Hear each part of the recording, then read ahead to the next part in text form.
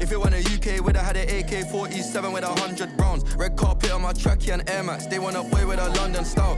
We ain't got generational wealth, got a couple of mil for my unborn child. If I pay man 100 pounds per week on that, get it systemized and actually try and delegate as much of that to Will as possible. Manage him and maintain it, and then actually focus your time on the biggest bottleneck, which is actually sourcing the products. You don't even need to think about target price at this point. You don't need to know what you need to buy it for. At this stage, your only objective is to get your foot in the door with the supplier and open the account. That is it. Obviously, when you start going through the validation checks and start to understand what's a good listing, you'll be able to tell within 5-10 seconds what you need to be buying at. Because you know, if the sale price is £10 and it's a normal size item like this big, the fees aren't going to be that high on it. If you're selling it for £10, roughly, if you're buying it at about £3, £3.50, you probably make a decent margin. If you're buying it at £5, you won't. Once you've got the account open with the supplier, you then get sent the pricing list and the account form and stuff, and then it moves on to the negotiation step of the process. The negotiation step of the process, there's a lot of on face value, it's just contacting the supplier and negotiations. But there's a lot of different layers and a lot of different intricacies that make the difference between getting the products on board or not. And this is what you'll just learn from experience and going through the program, of just understanding it a bit more and finding out your points of leverage. When you're contacting the brand, it's all about how you position yourself. And even when you negotiate with the brand, it's all about how you position it as well. If they're giving you a price that means you break even on Amazon, but there's consistently sellers selling it at £10 for the past year, there's one of two options there. Or there's one of three options. One, they're buying it from the brand direct where you are, and they're not making any money, which is highly unlikely because it's a consistent price. It's being sold at £10 all year round. Option number two is they're buying it at a better price than you because they've already got an existing relationship, which is probably the most likely scenario. Or number three, they could be buying it off a liquidator. So it could be liquidated stock, which is unlikely. In most scenarios, it is number two, which is they're just buying it at a better price than you. I always go into the negotiations with that leverage and that knowledge of knowing that they're probably buying it at a better price.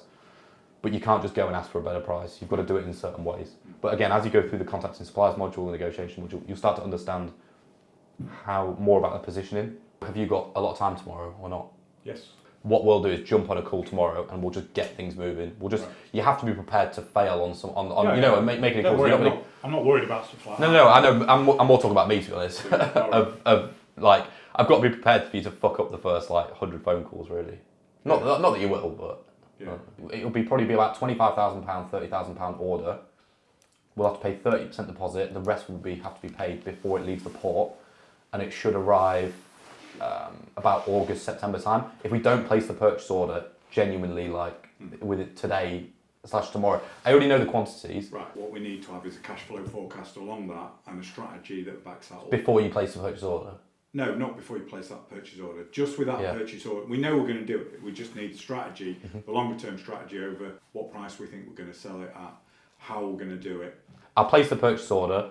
Within the next goodies, all right, to store. We need to, so I'll speak to him this afternoon, and if he's not, then we need to think of an alternative plan or something, or whatever. But as long as he's happy, which I'm 99% sure he will be, and I'm happy to pay him if we need it. Yeah. So what we want to do is we want to have planned this week.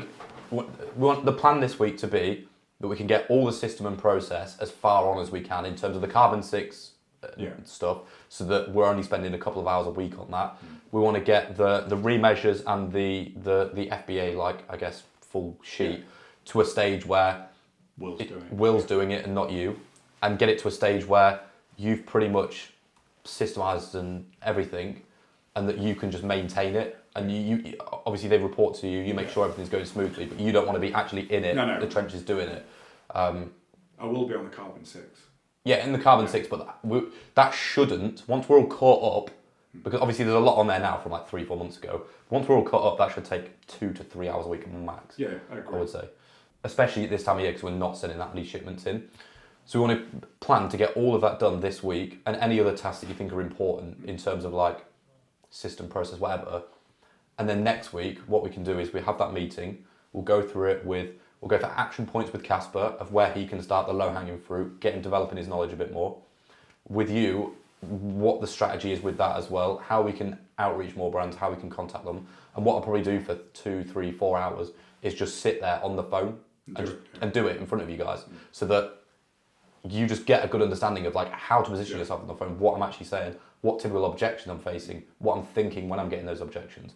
But before that, we want to do the system and process, go through the program and just make notes and just understand it a bit more. Definitely go through those modules, the contacting suppliers, advanced validation checks, and even go through the product sourcing, those kind of ones. Do you know what I mean? Yeah. I'd go through those maybe even a couple of times just to get a good understanding, and then we'll be ready for Monday.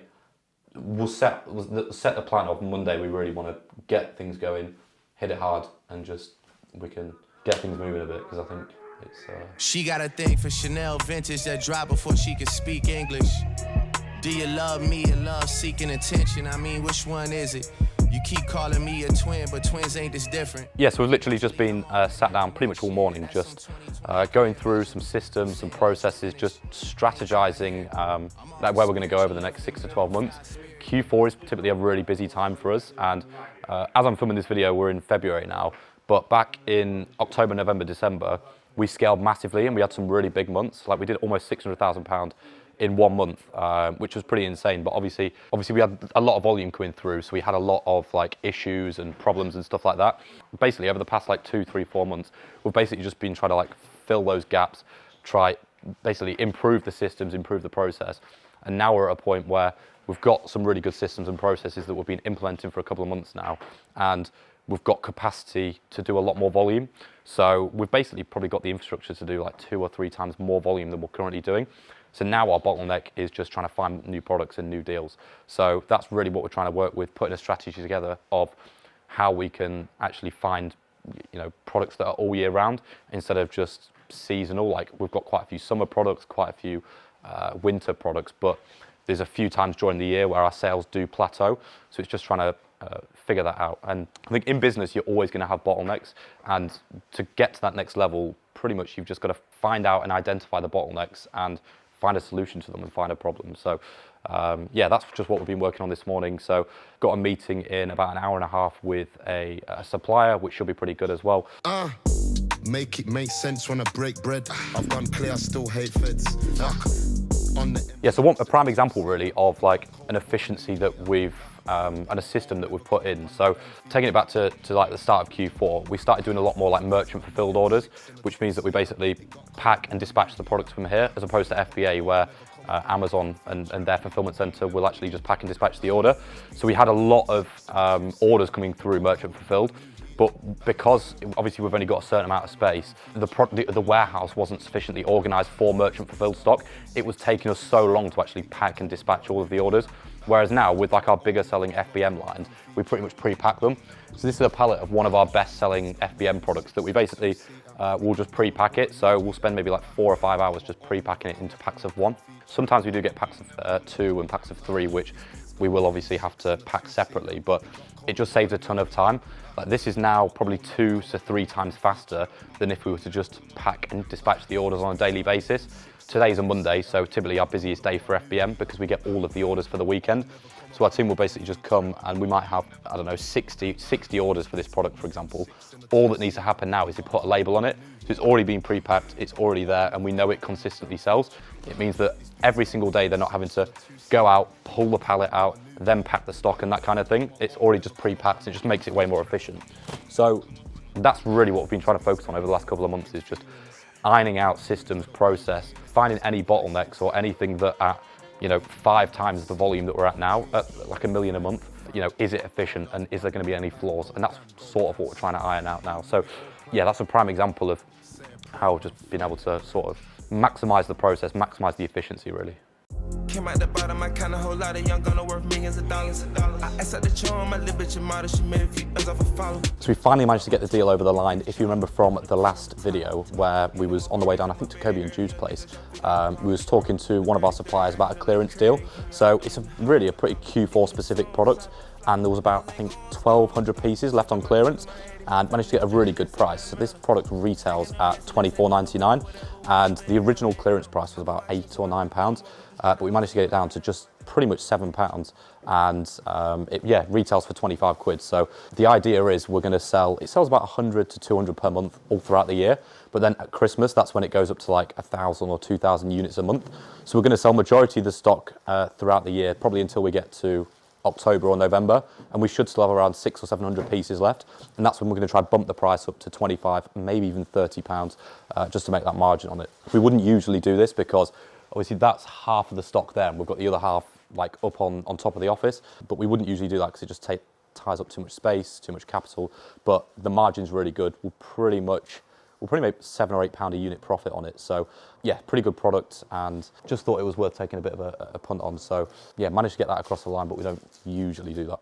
So just finished up in the warehouse now, just about to head to one of our suppliers for a quick meeting. Funny enough, we're only about 20 minutes away from here, so it should be pretty good, but then just gonna wrap up the day, go home, and yeah, probably hit the gym as well. So yeah, that's pretty much it.